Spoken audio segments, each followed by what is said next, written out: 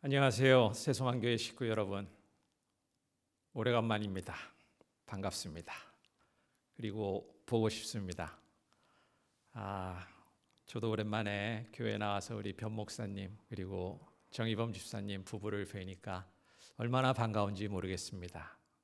오늘 같이 뵙지 못하는 다른 식구들도 같이 만나게 되었을 때 얼마나 그 기쁨이 클지 상상하기 어려울 정도입니다.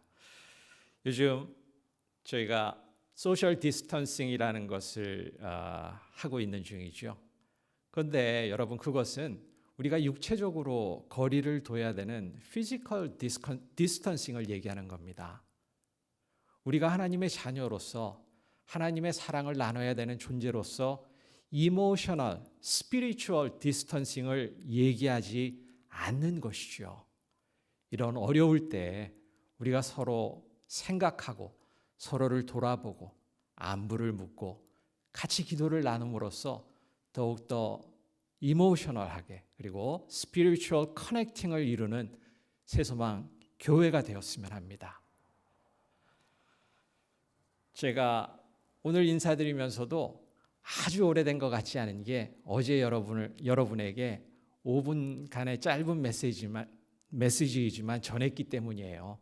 여러분들도 생각나실 때 같은 목원들 생각하시고 카톡 한마디라도 넣으시고 그리고 전화하시고 같이 기도하신다면 우리가 이 어려움 중에서도 스피리추얼 커넥팅을 이룰 수 있을 거라고 믿습니다.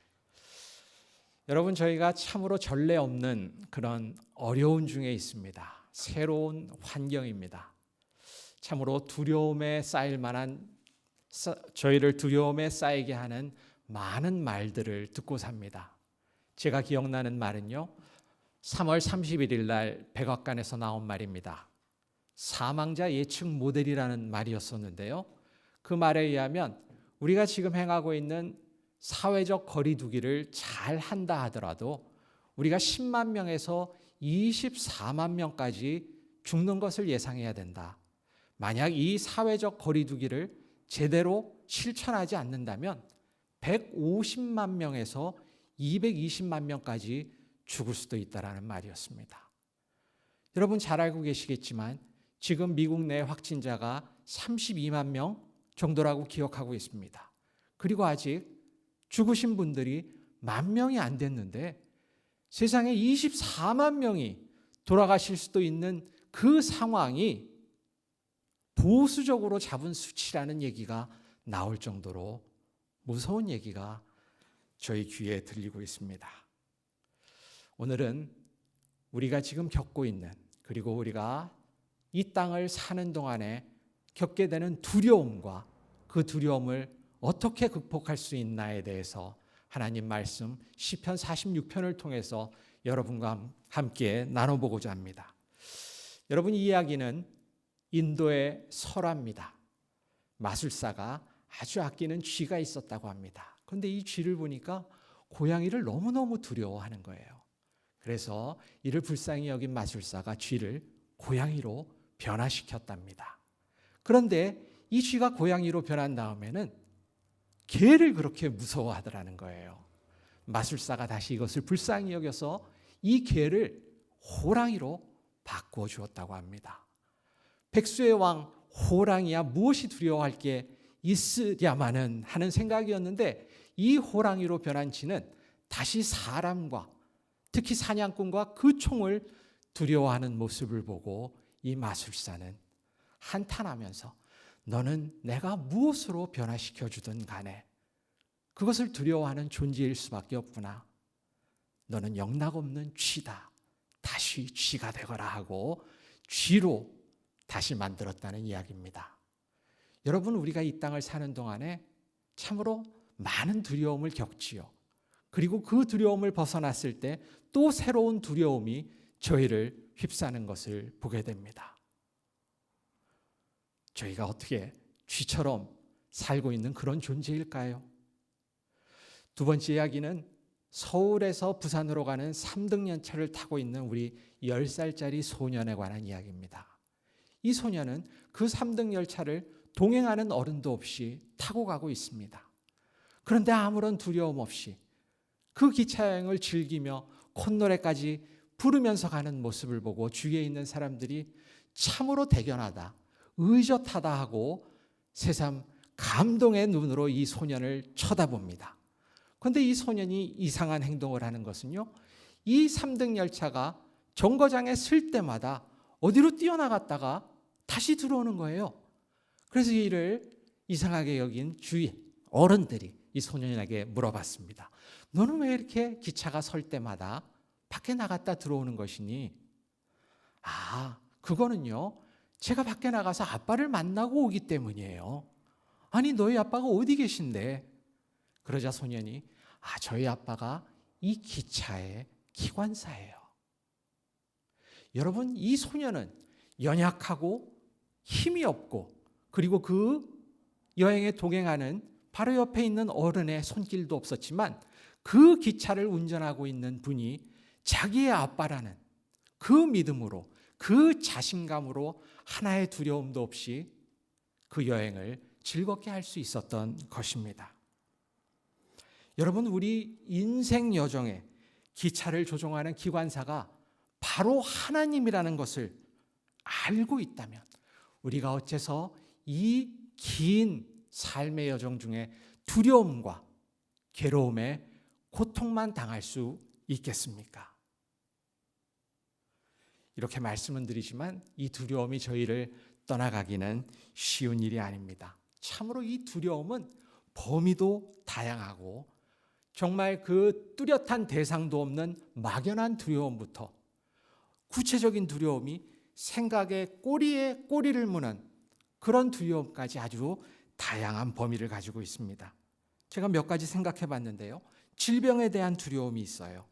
고독에 대한 두려움, 돈 없이 사는 가난에 대한 두려움, 그리고 고독에 대한 두려움, 내가 지금 누리고 있는 행복에도 끝이 날 거라는 두려움, 그리고 남에게 오해를 살까 하는 두려움, 내가 가진 것에 비해 과대평가되고 있다는 두려움, 그리고 다른 사람을 실망시킬 수도 있다는 두려움, 죄를 지을까 하는 두려움, 그리고 죽음에 대한 두려움까지. 우리는 어쩌면 두려움을 두려워하는 지경에까지 이르는지도 모르겠습니다. 그리고 불행하게도 이 두려움은 우리가 두려워하는 그 결과를 만들어내기도 합니다. 아버지를 무척이나 닮기 싫어했던 자식들이 그 아버지의 모습을 닮아가는 것을 볼 때, 늙기를 그렇게 힘들어했던 사람이 남들보다 빨리 늙어가는 모습을 볼 때, 여러분, 욥기에 이런 말이 나옵니다. 욥이 그에게 닥친 그 커다란 불행을 경험하면서 이렇게 얘기합니다. 욥기 3장입니다. 내가 두려워하는 그것이 내게 임하고 내가 무서워하는 그것이 내 몸에 미쳤구나. 나에게는 평온도 없고 안일도 없고 휴식도 없고 다만 불안만이 있구나. 여러분의 두려움은 어떻습니까? 여러분, 우리가 제2차 세계대전을 통해서 많은 사람이 죽었다는 것을 압니다. 그런데 전쟁터에서 죽은 사람보다 그 전쟁이 가져다주는 공포와 불안 때문에, 두려움 때문에 죽은 사람이 더 많다는 것을 알면 이 두려움이 우리에게 얼마나 악영향을 끼치는지 알 수 있습니다. 그래서 잠언 4장 23절에는 이렇게 말씀하고 있습니다. 모든 지킬 만한 것 중에서 더욱 내 마음을 지키라. 생명의 근원이 이에서 남이니라. 여러분, 이런 두려움과 두려움의 결과인 절망은 사단 마귀가 초래하는 것입니다. 이 두려움은 우리가 믿음 생활을 하는데 어쩌면 가장 큰 방해물로 작용할 수도 있습니다. 그렇지만 하나님께서 주시는 것은 재앙이 아니라 평안과 소망이라는 것을 기억하시기 바랍니다. 예레미야 29장 11절 말씀입니다. 여러분 같이 읽으시죠. 같이 읽겠습니다. 시작. 나 여호와가 말하노라. 너희를 향한 나의 생각은 내가 하나니 재앙이 아니라 곧 평안이요 너희 장래에 소망을 주려 하는 생각이라. 아멘. 여러분, 사실 저는 이렇게 말씀드리고 싶어요. 여러분, 이 두 가지 사실만 아신다면 우리의 믿음 생활은 사실 전혀 이상이 없습니다라고요.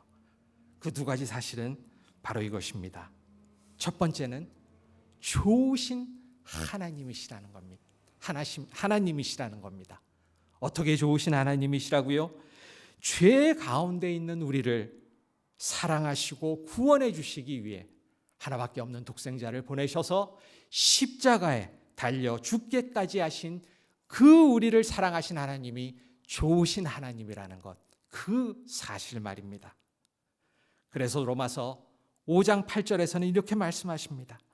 우리가 아직 죄인 되었을 때 그리스도께서 우리를 위하여 죽으심으로 하나님께서 우리에 대한 자기의 사랑을 확증하셨느니라.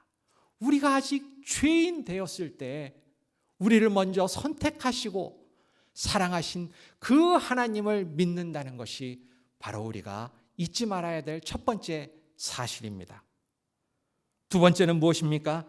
그 좋으신 하나님께서 우리 호흡이 다하는 그날까지 우리와 함께하여 주시고 놀라운 은혜와 사랑으로 우리를 넘치게 채워주신다는 사실입니다.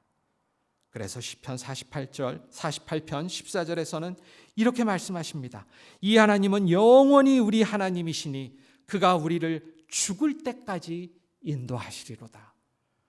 우리가 죄를 짓는 중에서도 우리를 사랑하시고 구원을 주신 하나님, 우리가 죽을 때까지 우리를 인도하신 하나님, 그 사실을 잊지 않는다면 우리 믿음 생활 이상무입니다. 그런데 과연 그 하나님은 어떠한 분이시길래 우리가 그 인도를 따라갈 수 있습니까? 오늘 시편 46편을 통해서 같이 나누고자 합니다. 시편 46편입니다. 1편부터 11절까지 길지 않은 편이기 때문에 저희 교독해서 같이 읽도록 하겠습니다. 제가 먼저 읽겠습니다. 하나님은 우리의 피난처시요 힘이시니 환난 중에 만날 큰 도움이시라.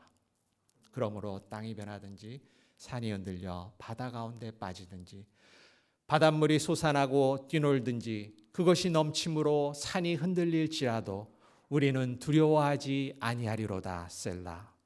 한 시내가 있어 난이에 흘러 하나님의 성 곧 지존하신 이의 성소를 기쁘게 하도다. 하나님이 그 성 중에 계심에 성이 흔들리지 아니할 것이라. 새벽에 하나님이 도우시리로다. 문나라가 떠들며 왕국이 흔들렸더니 그가 소리를 내심에 땅이 녹았도다. 만군의 여호와께서 우리와 함께 하시니 야곱의 하나님은 우리의 피난처시로다. 셀라. 와서 여호와의 행적을 볼지어다. 그가 땅을 황무지로 만드셨도다. 그가 땅 끝까지 전쟁을 쉬게 하시며 활을 꺾고 창을 끊으며 수레를 불사르시는도다. 이르시기를 너희는 가만히 있어 내가 하나님 됨을 알지어다. 내가 문나라 중에서 높임을 받으리라. 내가 세계 중에서 높임을 받으리라 하시도다. 같이 읽지요.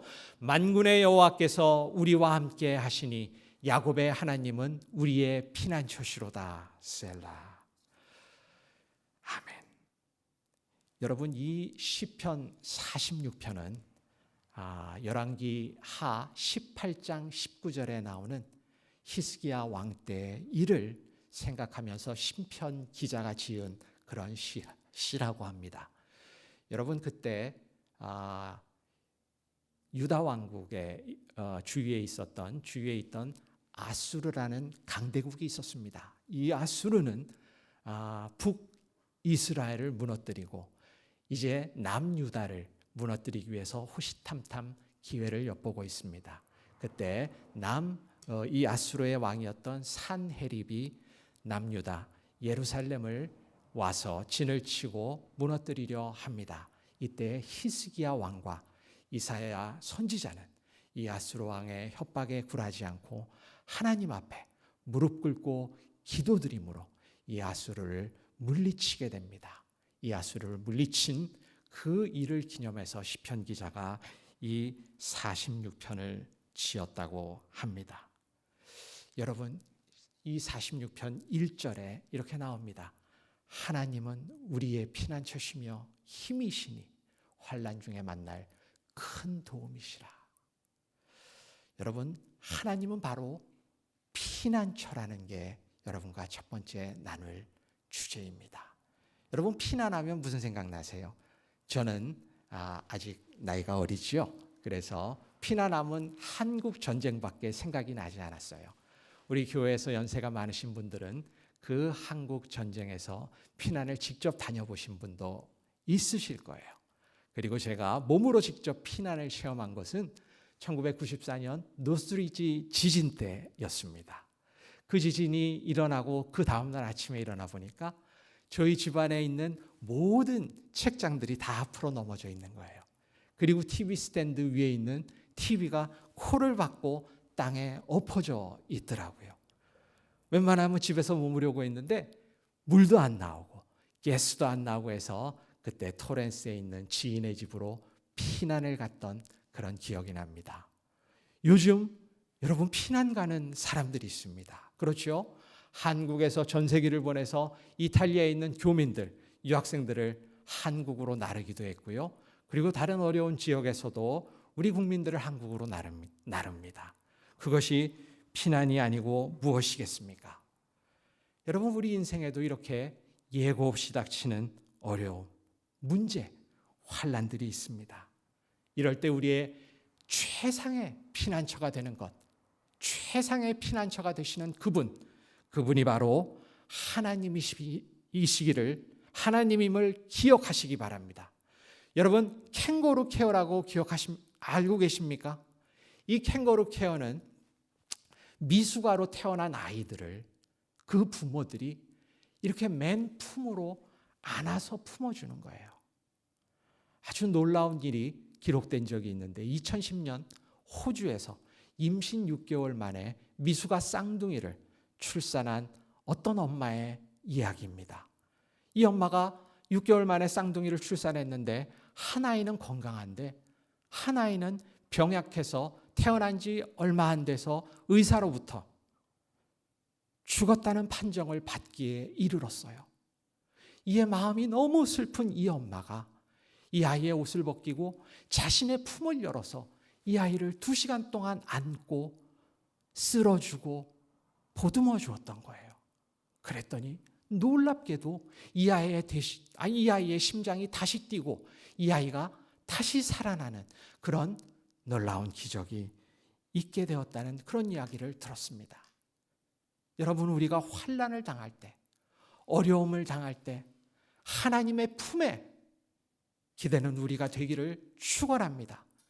여러분, 하나님의 품만이 우리의 최고의 피난처가 되고 우리를 어려움에서, 위험에서, 환난에서 우리를 품어주는 그런 귀한 자리가 됨을 저희가 믿을 수 있기 때문입니다. 여러분, 구약에서 피난처하면 생각나는 것이 있습니까? 도피성이라고 있습니다. 구약에서 사람이 실수로 다른 사람을 죽게 되었을 때 이 사람이 혹시 그 피해를 받은 가족의 보복을 당할까 두려워 구약에서는 6개의 성을 만들어 놓고 이 성으로 실수로 타인을 죽인 사람이 피신하여 있으면 다른 사람들이 이 사람을 해치지 못하게 만들어 놓았던 것입니다. 여러분, 항구에 가면 방파제가 있죠. 방파, 파도를 막아주는 그런 구조물입니다. 이 방파제 안에 있으면, 이 방파제 안에 배를 정박해 놓으면 아무리 큰 풍랑이, 폭풍우가 온다고 해도 그 배에 위협이 가지 않게 만들어 놓은 그 방파제가 바로 우리의 피난처가 될 수 있습니다. 여러분, 미국에 돈 많은 사람들, 자기 집 지하에 벙커를 만들어 놓는 사람들이 있다라는 얘기를 들었습니다. 저도 우리 동네 얼마 전에 집을 새로 만드는 터를 본 적이 있는데요. 이 집이 만들어 놓고 보니까 2층 집밖에 안 되는데 세상에 밑에 구조물을 만드는 그 터를 쌓는 거를 봤는데 2층 집 높이보다 훨씬 더 깊은 높이만큼 땅을 파놓은 거예요. 이 집주인이 집 밑에 피난처를, 방공호를 만들려고 저렇게 깊게 팠구나라는 것을 알 수 있었습니다. 여러분, 우리가 이렇게 피난처를 만들어 놓는 이유가 뭡니까? 우리의 구원을 위해서, 우리의 안전을 위해서, 그리고 보호를 위해서가 아니겠습니까? 우리가 어디에 가서 진정으로 그 보호를 찾을 수 있습니까? 바로 하나님의 품이라는 것을 믿으시기 바랍니다. 그런데 46편 1절에 보면 아주 재밌는 표현이 있어요. 하나님은 우리의 피난처시요, 나의 피난처가 아니고 우리의 피난처라고 말씀하시고 있다는 겁니다. 여러분, 피난처를 찾는 우리의 고백은 나 개인을 위한 고백일 수 없습니다. 우리 공동체를 위한 고백입니다. 온 나라와 민족을 위한 고백입니다. 여러분, 이 어려운 중에 우리의 피난처를 찾을 때 하나님께서 우리에게 맡기신 그 영혼들을 떠올리시기 바랍니다. 나를 구원해 주세요, 나를 안전하게 해주세요 하는 기도뿐만 아니고 우리를, 우리 교회를, 우리 민족을, 이 미국을, 한국을 구원해 주세요라고 기도하시는 여러분 되시기를 진심으로 축원합니다.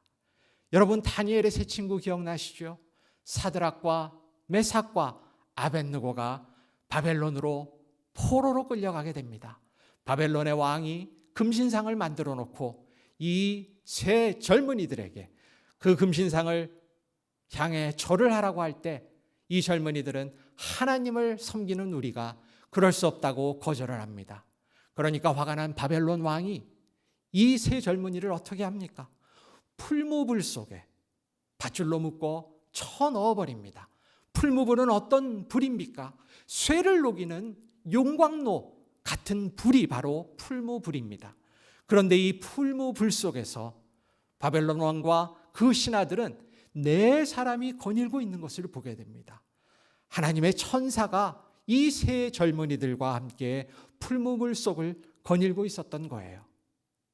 이를 기이하게 여긴 바벨론 왕이 이 세 젊은이를 끄집어내고 보니 이 젊은이들을 묶었던 밧줄은 다 타고 없어졌는데 이 세 젊은이의 머리카락 한 올조차도 그슬리지 않았던 것을 보게 됩니다. 이 세 젊은이를 구하신 그 여호와 하나님이 우리의 피난처가 되심을 믿으시기 바랍니다. 히스기야 왕과 이스라엘을 구원하셨던 그 강대한 아수르의 18만 5천 명 되는 군대를 새벽에 하나님의 천사가 전멸했듯이 하나님의 도우심은 우리에게 올 것이고 우리의 진정한 피난처는 하나님이심을 기억하시기 바랍니다. 여러분, 피난처라는 얘기를 들었을 때 저는 사실은 너무 이 수동적인 의미가 아닌가라고 생각을 했어요. 피난처, 도망가는 곳, 도피하는 곳. 그런데 제가 이 46편을 히브리어로 읽으면서 참 놀라운 것을 보게 되었습니다. 여러분, 1절에 하나님은 우리의 피난처시오라고 얘기가 나오죠. 이때 피난처는 마흐세라고 하는 히브리어입니다. 마흐세라고 하는 히브리어는 그 뜻이 refugee shelter라는 말이에요. 정말 우리가 도피하고 어려움을 피해서 가는 그런 곳이에요. 그런데 7절하고 11절에 나오는 만군의 여호와께서 우리와 함께 계시니 야곱의 하나님은 우리의 피난처시로다. 이때 피난처는 같은 히브리어 말이 아니에요. 이때 피난처는 미스가브라고 하는 히브리 말인데 이 피난처는 fortress, stronghold라는 그런 의미예요. 우리말로 좀 더 직역하면 요새라는 말이 되겠죠.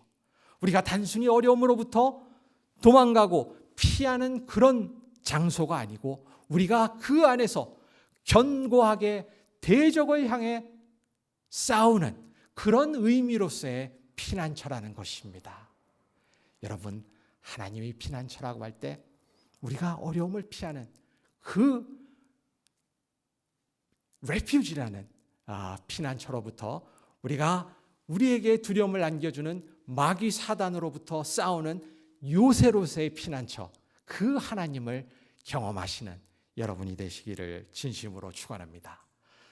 두 번째는 하나님은 우리의 힘이시라는 것입니다. 여러분, 우리가 이 세상을 살아갈 때 어려움을 당하면 하나님께 가서 먼저 무릎 꿇고 기도하기보다는 이 세상의 수단을 먼저 생각하고 강구하는 경향이 있습니다. 자기가 가진 능력을 의지하고자 합니다. 힘 있는 사람을 찾고자 합니다. 그리고 물질에 의존하고자 하는 우리 모습을 볼 때가 있습니다. 그런데 시편 18편 1절을 보면 다윗의 고백이 나옵니다. 나의 힘이 되신 여호와여, 내가 주를 사랑하나이다. 나중에 성경학자들이 시편 18편을 다윗이 어느 순간 전쟁에 승리하고 나서 그 전쟁의 승리를 하나님께 영광 돌리기 위해서 했다라는 말도 있고요. 다윗이 그 삶을 마감하면서 그 삶에 역사했던 하나님의 도움을 기억하면서 이 18편을 지었다는 분들도 있습니다. 어느 경우든 상관없습니다. 다윗이 그 일생을 돌아다 보면서 여호와는 나의 힘이 됐다고 고백하는 그 순간을 한번 떠올려 보세요. 다윗이 자기 인생을 돌아봤겠죠. 하나님이 참으로 내가 어린 목동이었을 때부터 나의 힘이 되셨구나라는 것을 생각하면서 아마도 골리앗과의 싸움을 떠올렸을지 모르겠습니다. 다윗은 그때 나이도 어렸고 목동에 불과했습니다. 그 전쟁터로 싸우러 나간 것도 아니었어요. 심부름을 갔었는데 이 전쟁터에 가서 하나님을 조롱하는 블레셋과 그 골리앗을 보고 의로운 분노를 갖게 되죠. 그리고 하나님이 나의 힘이라고 결단하고 물맷돌 몇 개를 가지고 나서 그 골리앗을 죽이고 이스라엘에 큰 승리를 가져오는 것이 우리가 아는 다윗의 첫걸음 아닙니까? 여러분, 다윗은 하나님을 힘으로, 하나님을 자신의 능력으로 삼았기 때문에 이 놀라운 일을 행할 수 있었습니다. 여러분, 이사야서 40장 29절에 하나님이 이렇게 약속하십니다. 하나님은 피곤한 자에게 능력을 주시며 무능한 자에게 힘을 더하시나니 오직 여호와를 앙망하는 자는 새 힘을 얻으리라. 아멘. 여러분, 물질의 힘이 부족하십니까? 권력의 힘이 부족하십니까? 지혜의 힘이 부족하십니까? 후히 주시고 꾸짖지 아니하시는 여호와께 구하시기 바랍니다. 여호와는 바로 우리의 힘이시기 때문입니다. 사람을 의지하지 마십시오. 시편 146편에 이렇게 나옵니다. 너희들은 이제 방백들을 의지하지 말며 도울 힘이 없는 인생도 의지하지 말지니. 여러분, 다른 사람이 우리를 도울 수 있을 것 같지만 그 사람도 우리를 도울 수 있는 힘이 없는 다른 인생일 뿐입니다. 세상의 힘을 의지하는 것에는 한계가 있습니다. 오직 전능하신 하나님, 알파와 오메가가 되시며 우리를 창조하신 여호와 하나님이야말로 우리의 능력이 되시고 우리의 유일한 힘이 되신다는 것을 기억하시기 바랍니다. 그리고 세 번째로, 하나님은 환난 중에 만날 큰 도움이라는 것입니다. 여러분, 지금도 우리가 환난을 겪고 있지만 이전에도 얼마나 많은 어려움을 겪었습니까? 많은 위기가 있었고 고통이 있었습니다. 사업을 하면서 부도를 맞기도 했고요. 그리고 실직을 당하기도 했고, 그리고 병으로 어려울 때도 있었고 사랑하는 이를 잃는 그런 어려움도 경험했습니다. 이런 인생의 위기와 고통 앞에서 우리를 도우실 분은 바로 하나님이시라는 것입니다. 여러분 잘 아시는 시편 121편에 내가 산을 향하여 눈을 들리라 나의 도움이 어디서 올꼬 나의 도움은 천지를 지으신 여호와에게서로다. 아멘. 오직 하나님만이 우리 삶을, 우리 인생을 도울 수 있습니다. 우리가 고통과 환난 중에 빠져 괴로워하고 있을 때 그 순간에 그 자리에 도움으로 존재하는 분은 오직 하나님 뿐이십니다. 여러분, 하나님은 환난 중에 만날 큰 도움이라고 우리말로 하면은 이게 조금 실제적으로 와닿지 않는데요. 영어로 보시면 a present help in trouble입니다. 우리가 고난을 당하는 그 가운데, 그 중에 present help, 계시는 하나님. 여러분, 우리가 고난을 당하는 그 순간에, 그 장소에 하나님이 도움으로 옆에 계신다는 거예요. 여러분, 그 하나님의 약속을 놓치지 않으시기 바랍니다. 그래서 그 하나님이 시편 46편 5절에 보면 하나님이 우리를 새벽에 도우시리로다 이렇게 말씀하신 거예요. 여러분, 새벽이 어떤 시간입니까? 깊은 밤이 끝나는 그 시간이 새벽입니다. 모든 사람들이 잠에 빠져 있는 그런 시간입니다. 비록 우리는 잠이 들어있을지라도 졸지도 주무시지도 아니하는 하나님께서 역사하신다는 것입니다. 우리가 우리 마음에 이제 다 끝났다, 나는 이제 끝장이야라고 생각하는 그 절망의 끝자락에 하나님의 도움에 그 기적의 새벽은 시작된다는 것입니다. 여러분, 하나님의 도움에 대한 손길을, 그 도움에 대한 여러분의 그 붙잡으심을 놓지 않으시기 바랍니다. 그 깊은 밤의 끝에 하나님의 도움의 새벽은 여지없이 찾아옵니다. 저는 여러분 시편 46편의 7절에 여호와 하나님께서 우리와 함께 계시니, 만군의 여호와께서 우리와 함께 계시니 야곱의 하나님은 우리의 피난처시로다라는 이 말에서 야곱의 하나님이라는 말에서 너무 큰 은혜를 받아요. 왜 아브라함의 하나님이 아니고 이삭의 하나님이 아니고 여기서는 굳이 야곱의 하나님이라고 하셨을까요? 여러분, 야곱 좋아하세요? 저는 야곱이 참 좋아할 수 없었거든요. 그 기회주의적이고 자신밖에 모르고 자신의 이익을 위해서라면 어떤 것도 할 수 있는 그 야곱이 친해지지가 않았어요. 그런데 이 46편의 7절 11절에 그 야곱의 하나님이 우리의 피난처라고 하시는 하나님의 그 말씀은요, 이 부족하고 문제 많은 사람의 하나님이 바로 우리의 피난처라는 그 약속을 하고 계시다라고 믿는 것입니다. 이렇게 자기 이익밖에 모르고 부족하고 이런 사람이지만, 그런 사람이라도 하나님께서 먼저 사랑하기로 작정하시고 끝까지 사랑하셨다는 그런 의미에서 야곱의 하나님이라고 받아들이고 나니까 그 하나님께서 저에게 정말 피난처고 힘이고 큰 도움이라는 말이 더 깊이 와 닿는 걸 느꼈습니다. 그러면서 로마서 8장 35절 말이 생각났습니다. 누가 우리를 그리스도의 사랑에서 끊으리요? 환난이나 곤고나 박해나 기근이나 적신이나 위험이나 칼이랴. 여러분, 고난은 우리를 부르는 하나님의 사인이라는 것을 믿으시기 바랍니다. 이 고난에 있는 동안 하나님은 우리를 더욱더 사랑으로 채우시기 위해서, 그리고 그 사랑을 나누게 하기 위해서 우리를 훈련시키십니다. 여러분, 이 고난의 시간이 하나님의 은혜를 받는 귀한 축복의 시간이라는 것을 잊지 마십시오. 환난 날에 하나님이 우리를 도우실 것입니다. 우리가 깨어지고 낮아지고 하나님을 의지할 때 하나님, 주님께서는 저희를 더 깊이 안아주실 것입니다. 그리고 저희에게 반드시 새 힘을 허락하실 것입니다.